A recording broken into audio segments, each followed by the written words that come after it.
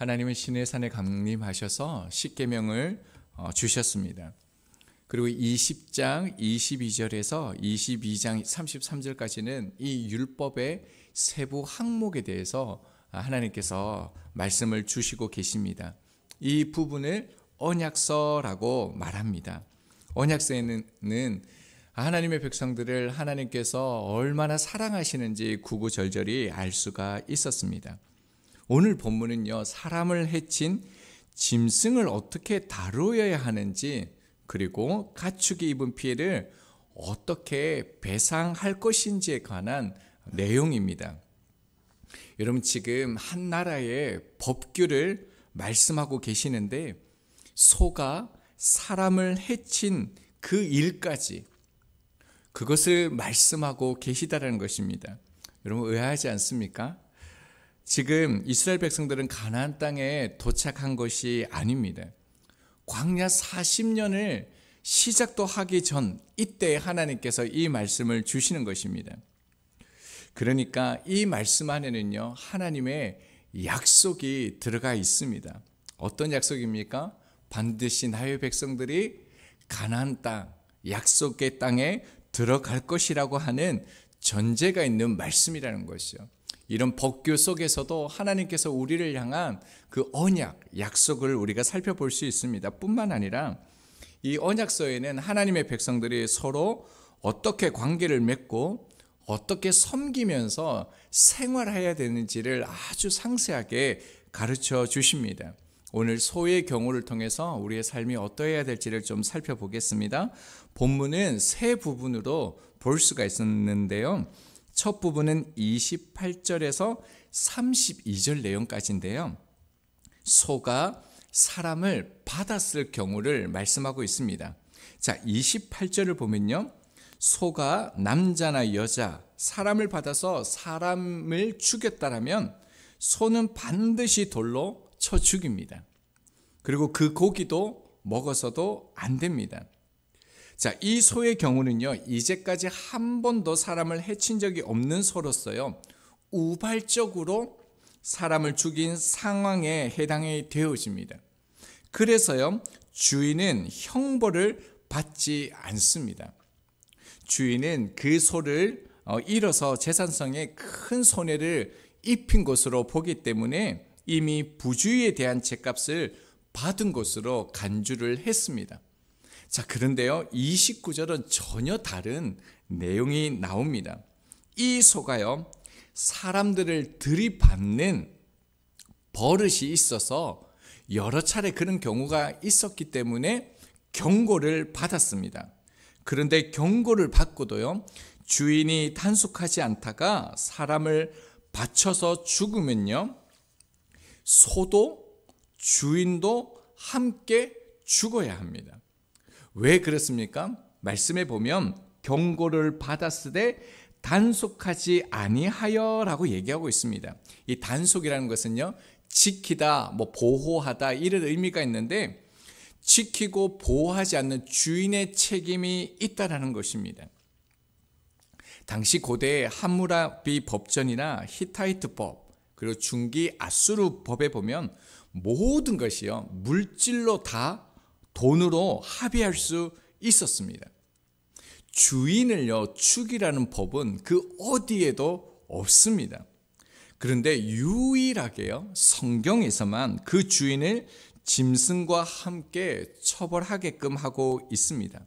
무엇일까요? 하나님이 한 사람, 한 생명을 얼마나 소중하게 여기시는지, 귀하게 여기시는지를 알 수가 있습니다. 자, 그리고요, 본문을 보면 소도요, 반드시 죽여야 할 것을 말씀하고 있습니다. 앞단락에서 생명은 생명으로 갚는 것입니다. 그런데 좀 의아한 것은요, 소를 그냥 죽이면 되잖아요. 그런데 성경은요, 돌로 쳐 죽이라라고 말하고 있습니다. 성경에서 보면 돌로 쳐 죽이는 경우들이 나옵니다. 어떤 경우냐면 하나님께 반역한 경우입니다. 그뿐만 아니라 고대 사회에서 돌로 처형하는 경우가 있었는데 역시요, 왕에게 반역했을 때입니다. 그러니까 짐승이 소가 사람을 죽이는 것은요, 하나님께 반역하는 행위로 보는 것이지요.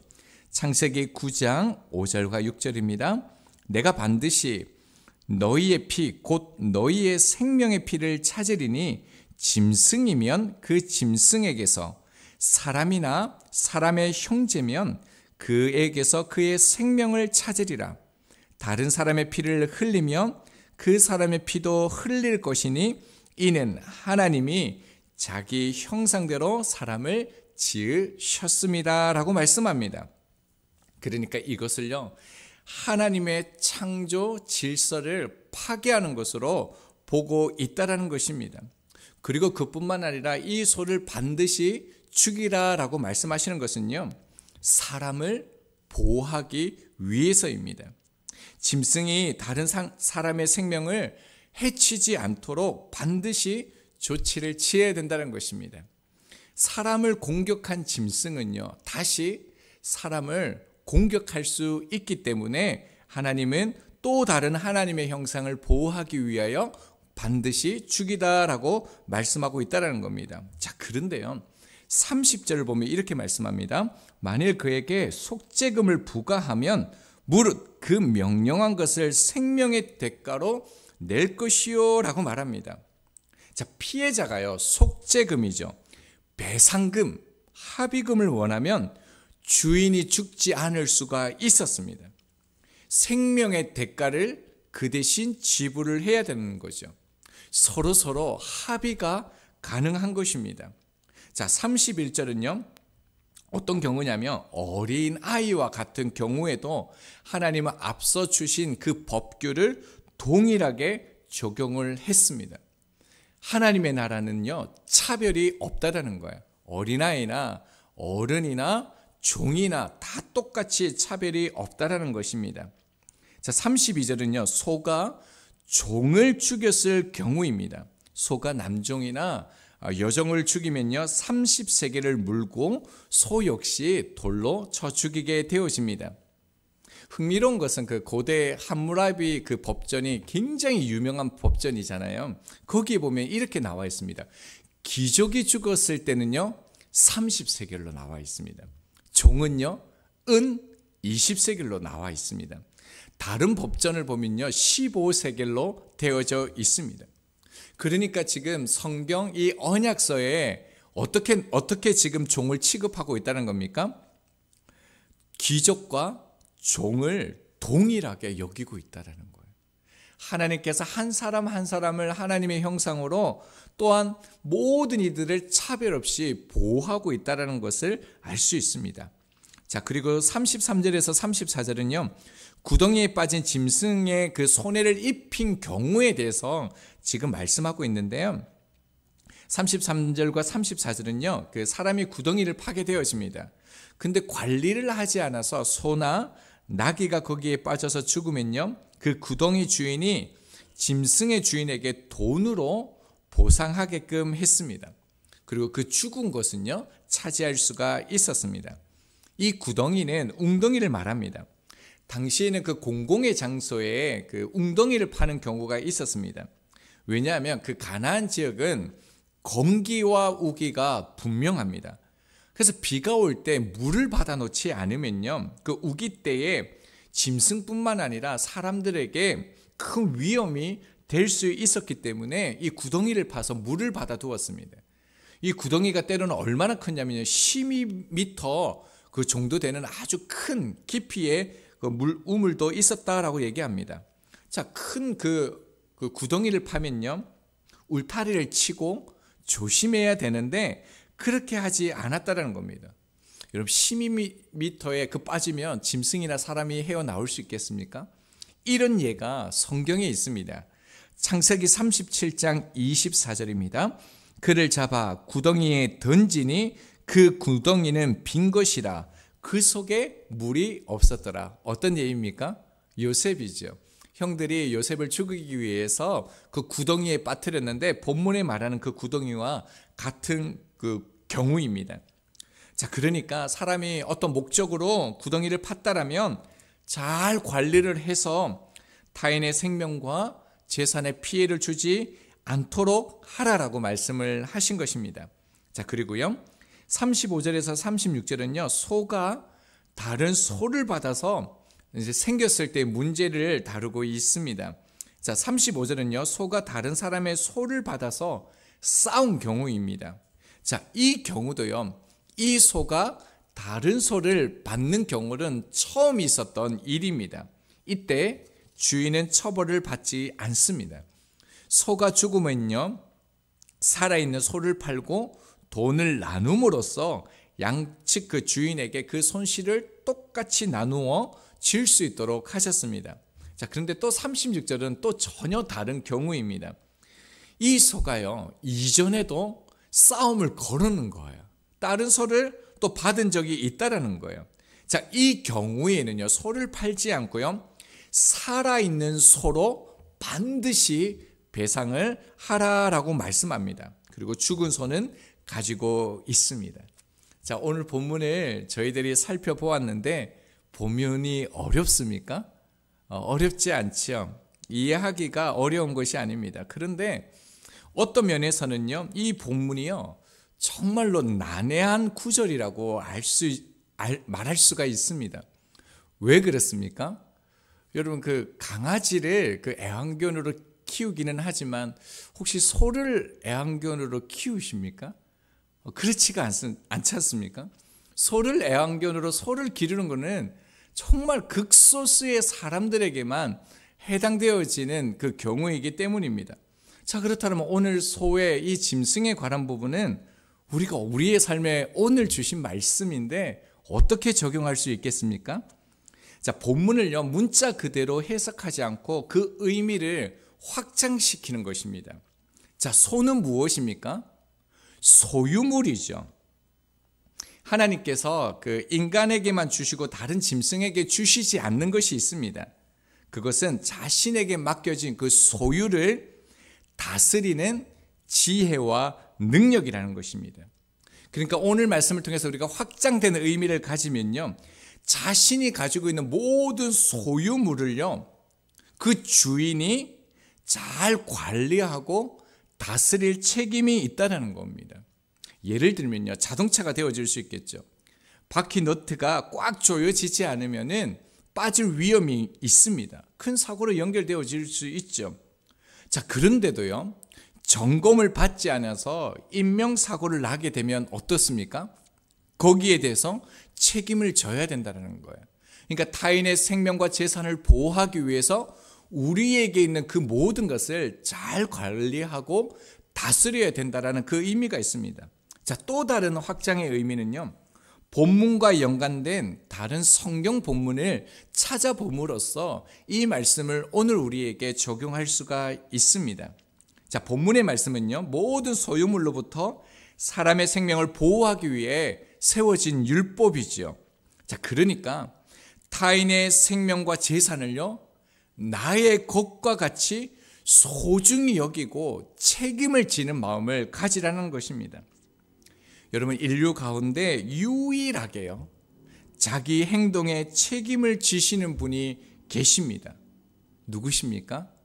여호와 하나님이시죠. 오늘 본문에 들이받는 소가 나옵니다. 다른 소뿐만 아니라 사람을 해치고 상처를 내고요 죽이게 하는 그 소가 나옵니다. 그 소가 누구겠습니까? 나 아닙니까? 저희 아닙니까? 여러분 우리의 주인이 누구이십니까? 여호와 하나님이시는 거죠. 우리의 이런 잘못, 죄로 인한 책임을요 하나님께서 속죄금을 물어내시는 것입니다. 30절에 보면요 속죄금을 물어서 죽음을 피할 수 있게 하셨죠. 속죄금은요 사람의 목숨을 구하기 위해 대신 지불하는 돈인데요 속죄금은 죽어야 하지만 살 수 있는 생명의 대가를 말합니다.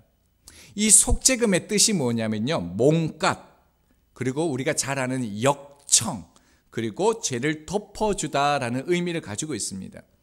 자, 이 단어와 똑같이 사용되어진 것이 어디냐면요 창세기 6장 14절입니다. 너는 코페르 나무로 너를 위하여 방주를 만들 때 그 안에 칸들을 막고 역청을 그 안팎에 칠하라라고 말씀하셨습니다. 여기에서 역청이 코페르라는 단어인데요, 속죄금과 같은 단어입니다. 방주 안팎에 발린 역청은 그리스도의 보혈을 상징하죠. 그러니까 예수님 그리스도께서 십자가로 우리에게 부과된 속죄금을요, 당신의 생명의 대가로 지불해 주신 것입니다. 그래서 이 부분을 이사야 선지자는 이렇게 말합니다. 이사야 53장 6절입니다. 우리는 다 양 같아서 그릇 행하여 각기 제 길로 갔거늘 여호와께서 우리 모두의 죄악을 그에게 담당시키셨도다. 우리의 모든 책임요, 우리의 모든 죄들을요, 하나님의 아들이신 예수께 대신 지심으로 우리를 대신해서 속죄금을 지불하셨습니다. 저희가요, 하나님의 사랑만을 닮을 것이 아닙니다. 저희들은 이 하나님의 놀라운 책임 정신이요, 그리고 희생도 닮아야 합니다. 그리고 성경은요, 다른 사람의 생명을 위해 나 자신을 기꺼이 희생하는 일에 모범이 되신 예수 그리스도에 대해서 말씀하고 있습니다. 책임을 지지 않는 사랑, 은혜는 없습니다. 이것이 바로 그리스도인의 삶이고 하나님의 언약 백성들의 삶인 것입니다. 그래서 그리스도인의 삶을 위해서요, 저희들은 내 스스로의 행동에 29절 단속, 지키고 준수하는 일에 용기를 내실 수 있길 바랍니다. 여러분, 법이 무엇입니까? 법은요, 물론 사고 이후에 어떻게 처리할 것인지에 대해서 말씀하고 있지만요, 이 법의 근원적으로 살펴보면 사고가 일어나지 않도록 예방하는 차원이 더 강한 것을 알 수가 있습니다. 이런 일이 미연에 일어나지 않도록 너희들이 이 말씀을 가지고 지켜내라는 것입니다. 제가 먼저 작은 것부터 큰 것까지 실천할 수 있도록 하겠습니다. 특별히 민식이법은요, 스쿨존에서 어린이 교통사고를 줄이겠다라는 취지로 발의가 되었습니다. 그런데 민식이법이 이미 시행되었지만요, 법 개정 이전과 이후 달라진 것이 없이 스쿨존 어린이 사망사고를 막아내지 못하고 있다라고 합니다. 제가 이 법부터 지키도록 하겠습니다. 꼭 30km 이하로 운전하겠습니다. 이 말을 하는 거는 제가 그렇게 안 지켰기 때문입니다. 그뿐만 아니라 다른 법들 또한 잘 지켜갈 수 있도록 하겠습니다. 그리고 이뿐만 아니라 이 모든 것을 가능케 하시는 성령님을요, 더욱더 의지하고 주님을 바라보겠습니다. 왜냐하면 이것이 인간에게 주신 기본값이기 때문입니다. 하나님이 은혜를 주시지 않으면 아무것도 할 수 없습니다. 그러나 하나님께서 우리에게 은혜를 주시면요, 저희들은 하나님의 법규, 하나님의 말씀을 온전히 모든 것을 행할 수 있습니다.